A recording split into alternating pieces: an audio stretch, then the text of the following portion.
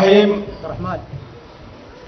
باسم إخوانكم المتواجدين من آل مجدوع وقبائلهم نشكر أخوينا الشيخ مرعي بن معيط والشيخ عبد الرحمن على دعوتهم، كما نشكر قبيلة آل سعد خاصة والشك وقبائل بني عمرو عامة.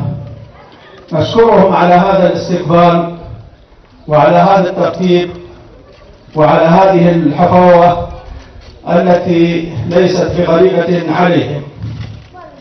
قبائل بني عمرو مع إخوانهم وجيرانهم قبائل بلقرن تربطهم أواصر أزلية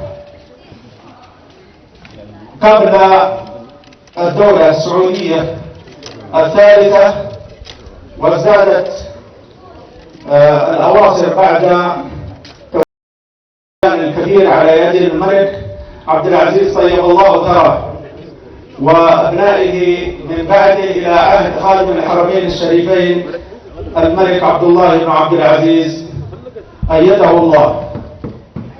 هذه الأواصر هي على الشدة وعلى الرخاء،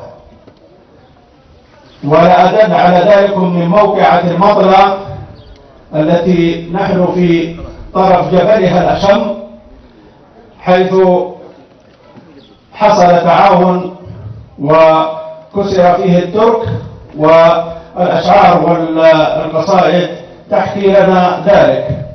إذن فلا غرابة أن نجد هذا الحب وهذا التلاحم بيننا.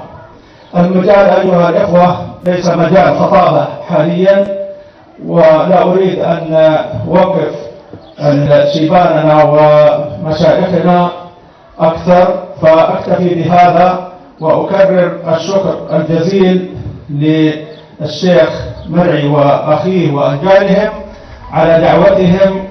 وبهذه المناسبة نقدم للشيخ مرعي خنجر وسيف وبشت، ولأخيه عبد الرحمن سيف وبشت، ونرجو الله سبحانه وتعالى أن يديم علينا الأفراح وأن يديم التواصل، وأن يحفظ لنا هذه القيادة الحكيمة التي تسهر على راحتنا والشعوب في مآسي وفي حزن وفي مآتم، ونحن في أفراح. نسأل الله أن يديمها علينا، وبالمحافظة عليها تدوم النعم. وشكرا لكم أولا وآخرا، والسلام عليكم ورحمة الله وبركاته.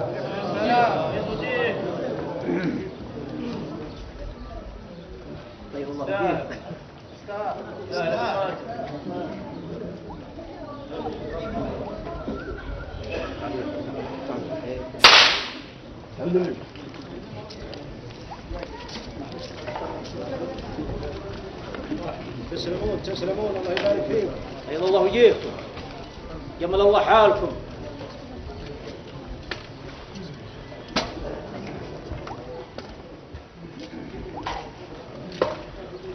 سلام. أيضا الله وجهك. استاهل أبو ماجد، استاهل أبو ماجد، استاهل.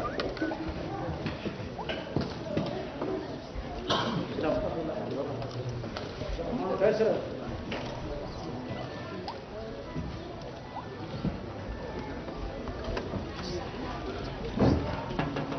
تعيشون الله وجيك تسلمون كثر خير. تفضلوا الضيوف. شكرا لكم. تفضلوا. بسم الله الرحمن الرحيم. الحمد لله والصلاة والسلام على أشرف الأنبياء والمرسلين. أولا نسأل الله سبحانه وتعالى أن يديم علينا هذه النعمة ويديم علينا نعمة الأمن والإيمان، وأن يحفظ قادتنا. ثانيا تعودنا في بني عمرو أن نعزم جماعيا، وإلا أصحاب المقام آل سعد هم أكرمنا وأجودنا وهم أحق، ثم يأتي من بعدهم قبيلة الشق. ولكن كما ذكرت أولا راعينا ظروفكم، فالحاضرين من بني عمرو كما هي عادتنا أنه يعزمون، وحنا لو نبغى يعني العذر كان عزموا آل سعد وحدهم ثم قبيلة الشق ثم بقية بني عمرو أو قبائل بني عمرو، لكننا نبغى موافقة غدا أو بعد غد واجبة نعملها بالبر وعبارة عن رحلة، وهذه فرصة أنتم لكم واجب عند كل فرد منا، ولكن هنا نعلم ما عندكم من الإلزامات، فنبغى الموافقة على وجبة. وأعتقد ما لكم عذر فينا يا من حضر من بني عمرو أنكم توجبوننا بوجبة كلنا ونجتمع ثاني مرة، وهذه والله من أسعد الفرص، وحنا لو ننتظر الفرص أو يعني ما حصلنا فرصة يمكن على طول، فأنتم والله حييكم مرحبا ألف، ونأمل أن لا تعتذروا، وصلوا على محمد. والله تم يا شيخ عبد الله مكان.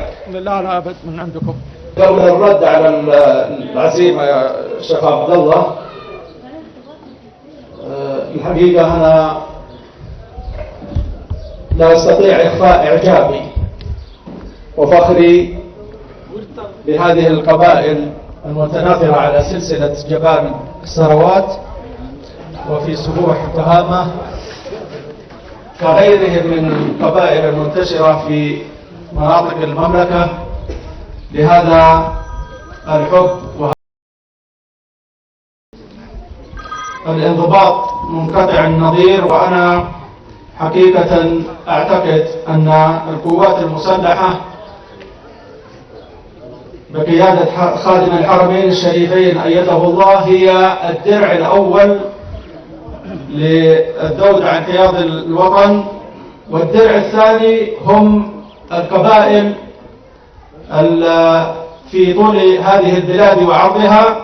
وما رأيناه الآن من هذا ما هو إلا جزء من هذه القبائل التي تعتبر درع لعبد الله بن عبد العزيز وسلمان بن عبد العزيز. هؤلاء مدربون ولا خوف على هذه البلاد طالما أن ولاة أمرها يحكمون فيهم كتاب الله ولا ضير عليها ما دام هؤلاء هم مواطنوها، بهذا الحب الفطري الذي لم يطلب منهم. وأنا الحقيقة نقلت هذا الانطباع الذي رأيته في هذه الصيفية يوم الأربعاء الماضي لسيدي الأمير سلمان وجها لوجه، ثم لسمو الأمير فيصل بن خالد البارحة باتصال تلفوني، مما رأيته من هذا الاطمئنان وهذا التكاتف وهذا التوازن. نسأل الله سبحانه وتعالى أن يديم هذا علينا.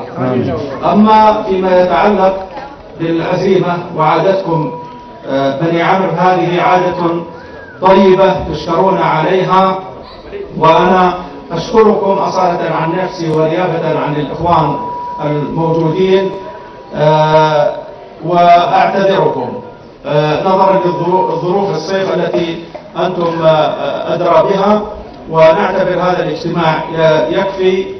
وشكرا لكم ابتداء من الشيخ والمحافظ وهو هنا بصفته القبلية يتحدث. أشكر مشايخ الشمل بني عمرو ومشايخ القبائل والنواب ورجال الأعمال، فيكم أشكرهم من الأعماق، ونحن إخوانكم، وإن شاء الله يدوم التواصل بيننا. وشكرا جزيلا وإلى اللقاء. ما رضيت أنا يا شيخ عبد الله، ما رضيت أنا أبدا يا عبد الله. هذه كافي، الله يحفظكم. ونحن الله فرصة منأت منه. الله يسلمك. وعمرو كفى في الكلام. ما هنا فرصة والله، إننا ملتزمين بكرة وبعد بكرة وبعدها ماشي. الله يحفظكم، كثر خير معزبكم ويحفظكم يخلف عليه.